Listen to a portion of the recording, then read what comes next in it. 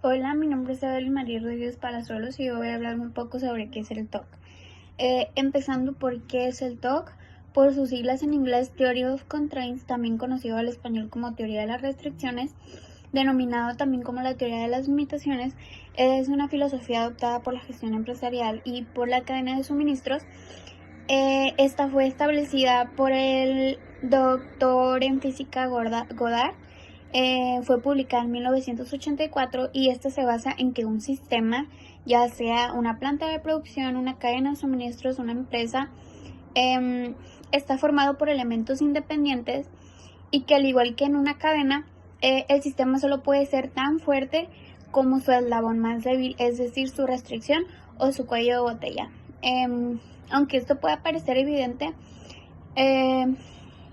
con frecuencia en la práctica se gestionan las diferentes partes del sistema como si fueran mucho más independientes.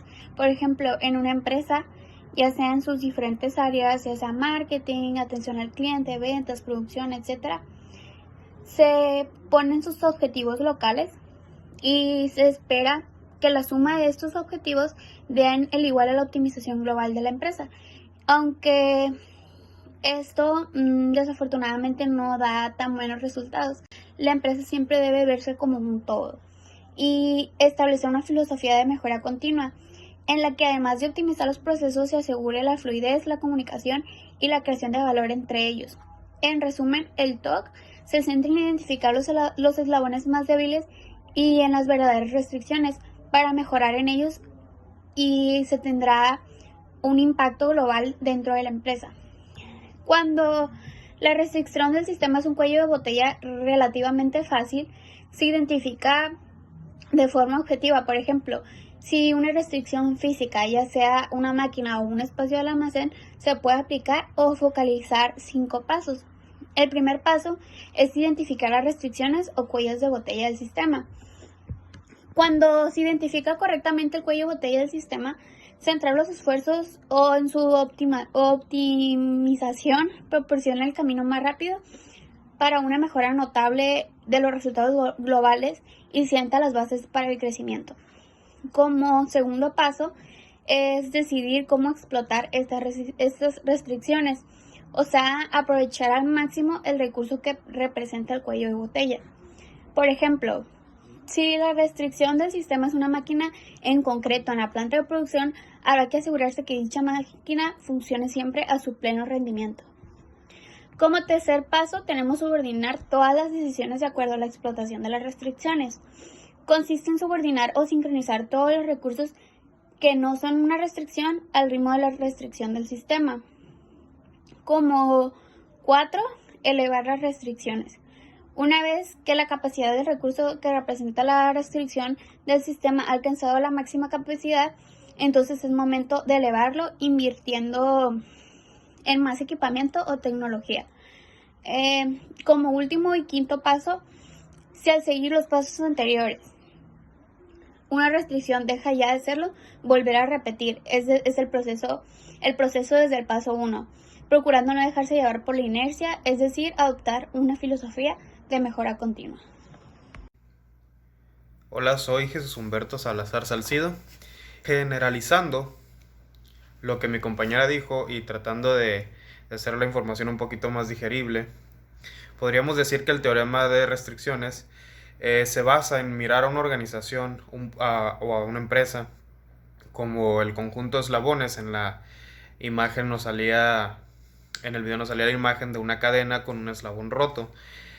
Esto quiere conceptualizar el hecho de que hay muchos diferentes procesos o muchos diferentes departamentos trabajando en conjunto y que hay uno de ellos, solamente uno, en el que se atora el proceso o se genera ese cuello de botella que le ocasiona un obstáculo y a la vez el obstáculo le ocasiona una causa. Es producto de una causa.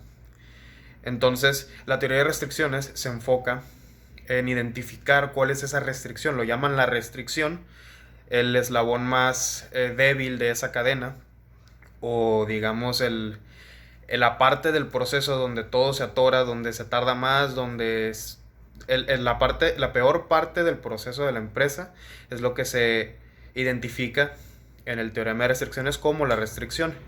Y a partir de esto se debe de atacar a esa restricción por medio de un conjunto de herramientas que más adelante les voy a mencionar. Y a través de diferentes metodologías. Las restricciones suelen ser físicas o suelen ser mentales. Físicas o mentales. Depende de cuál tipo de restricción estemos hablando, va a ser el tipo de problema, el tipo de solución que tenemos que implementar para poder atacar y para poder hacer que esta restricción se desarrolle de una manera mucho más óptima, siguiendo la siguiente metodología. Le dicen el método de los 5 pasos, el cual es la principal herramienta o la herramienta principal de esta teoría. Entonces, en el paso 1 es identificar la restricción. Todas las organizaciones tienen una restricción, tienen un proceso en el cual son menos eficientes con respecto a los demás. Por ejemplo, un restaurante que produce hamburguesas puede hacer 10, 20, 30 carnes, pero solamente puede hacer 8 al mismo tiempo, por dar un ejemplo. Entonces, la restricción en este caso sería el asador, donde solamente puede hacer 8, mientras que puede armar 20 ya después de que están asadas, o puede preparar otras 20 antes de asarlas. La restricción sería el proceso de asar. Ok, ya identificada la restricción, hay que saber por qué es una restricción y pues identificar y comprender la naturaleza de esta restricción para saber cómo podemos optimizarla. En el segundo paso se trata de explotarla. Una vez identificada, la manera de explotarla, ojo, en este paso no hay que gastar un solo recurso de la empresa, sino que hay que idear y con nuestro intelecto, con nuestra creatividad, poder hacer que este proceso sea más óptimo. Siguiendo con el proceso del restaurante, podría de alguna manera, no sé, hacer por ejemplo las carnes un poco más altas y que ocupen menos espacio en la parrilla, o buscar una manera de que si a lo mejor no estaban hechas con una temperatura muy alta, tratar de minimizar el tiempo que pasa la carne en ese proceso. O bien se podría buscar una manera sin gastar recursos, que puede ser incluso algo de acomodo del restaurante o cualquier solución que le quite tiempo a ese proceso sin gastar dinero. Hacerlo más óptimo con ideas y utilizando el ingenio, básicamente. En el siguiente paso de los 5 pasos de la teoría de las restricciones está el paso de subordinar esta restricción. Con esto nos referimos a que hacer que todas las personas trabajen para esa restricción. Es decir, que todos estén siempre conscientes que tenemos que estar ayudando a esa parte de la empresa que está restringiendo nuestra productividad o está restringiendo pues la efectividad con la que nosotros podemos realizar nuestros procesos. Siguiendo con el caso de la hamburguesería, pues sería que todos estuvieran en conjunto, en sincronía con ese paso. Es decir, si ese paso requiere de ciertas herramientas, pues por ejemplo la persona que está encargada de lavar los platos, que siempre tenga herramientas o platos limpios para cuando termine ese proceso, para cuando antes de empezar ese proceso, lo que se utiliza esté listo siempre y esperando únicamente a que se reanude ese proceso para tratar de mantenerlo de manera continua. Es decir, que jamás se estanque, porque si de por sí ya es la restricción, no le conviene para nada a la empresa atorarse más y más y más en ese proceso, haciendo aún más alta y más grande la restricción. Entonces, de eso se trata la subordinación. Todas las personas están totalmente en sincronía y en conjunto tratando de atacar y solucionar esa restricción, aun cuando no les pertenezca lidiar con esa área de cierta manera, porque por ejemplo el designado para lidiar con esa área pues sería el cocinero, el que opera la plancha. Pero como decía, el lavaplatos o el que está preparando la carne, tener las carnes preparadas para que ya entren directamente al asador en cuanto salga la primera tanda que se puede. El que lava los trastes y los platos, tener las herramientas listas. El que recibe las carnes, tener el plato digamos, todas las demás piezas para armar el producto listas para recibir este producto que va a salir de ahí. De esta manera, optimizar lo más posible aún el tiempo de esta restricción y así poder pasar al siguiente paso. En el siguiente paso, pues se trata de elevar la restricción. En este paso ya es permitido gastar capital en poder hacer que esta restricción disminuya. Solo la cantidad necesaria y siempre cuidando que cada dinero que se utilice para esto sea de la manera más óptima, no desparramar dinero, ¿ok? Por ejemplo, podría ser buscar un quemador más eficiente, buscar una plancha más amplia, donde quepan en lugar de 8 piezas, que quepan 16. O buscar una manera de que se puedan cocerse más rápido, a lo mejor una tapadera que las tape todas y se cosen de los dos lados y hacer reducir la cocción de 8 minutos o de cierto tiempo a el 70-80% del tiempo que se utiliza naturalmente. Ahí ya utilizando lo que es ya capital para poder solucionar esto. Evidentemente, al desgastar o al bajar lo que es la restricción, vamos a llegar a un punto, porque todas las empresas tienen problemas de todo tipo y de alguna manera hay muchísimos cuellos de botella o muchísimos problemas y obstáculos en todas las organizaciones, pero estamos hablando que en la teoría de restricciones hay uno que es el más grande y es el que estamos atacando y lo vamos haciendo cada vez más pequeño. De esta manera va a llegar un punto en el que va a ser tan pequeño que la restricción ya va a ser otra. En este caso nunca conviene bajar demasiado la restricción, porque vamos a estar gastando recursos de la empresa en algo que lo podríamos estar gastando en lo que es la nueva restricción, y de esta manera el dinero va a estar gastado de mejor manera, porque va a haber otra cosa que va a impedir en mayor medida que la productividad del negocio salga hacia arriba. Entonces, de eso se trata el quinto paso de la teoría de restricciones. Se trata de volver al paso 1, que es volver a identificar una nueva restricción. En el caso del restaurante del que estamos hablando, la restricción de las hamburguesas deja de ser una restricción, porque ya llegamos al punto donde caben las suficientes carnes en el asador para justificar lo que es la materia prima antes, cuando llega la carne ahí preparada para nomás asarla. Y ya justificamos también lo que es después, lo que ya está preparado para utilizar la carne ya asada. Entonces deja de ser esa la restricción y hay que buscar una nueva restricción para poder volverla a atacar utilizando estos mismos 5 pasos. Parte de lo que le contaba en este mismo ejemplo que les decía, está el sistema DBR, que por sus siglas en inglés es Drum, Buffer y Rope, que significa tambor, resorte o amortiguador y cuerda. Esto quiere decir 3 cosas. El tambor se refiere al ritmo en el que se están produciendo las cosas. Se dice porque hace mucho tiempo en las guerras con el tambor se marcaba el paso en el que marchaban los soldados.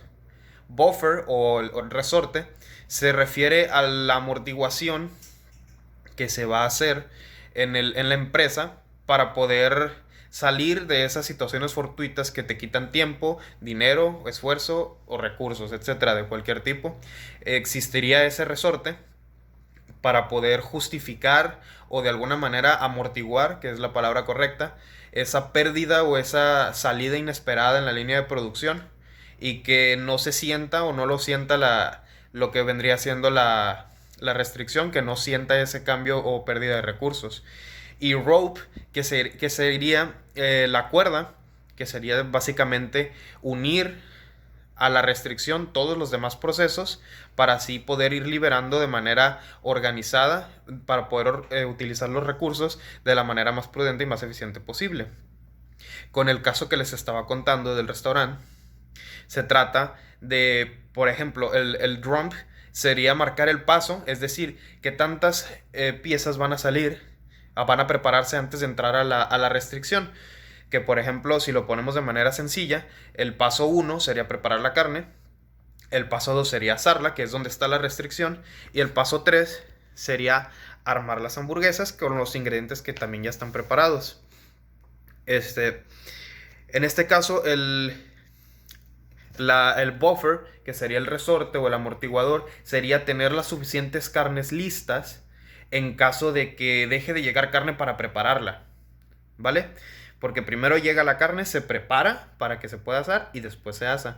Entonces el resorte sería preparar suficiente carne para que cubra cierto tiempo de producción.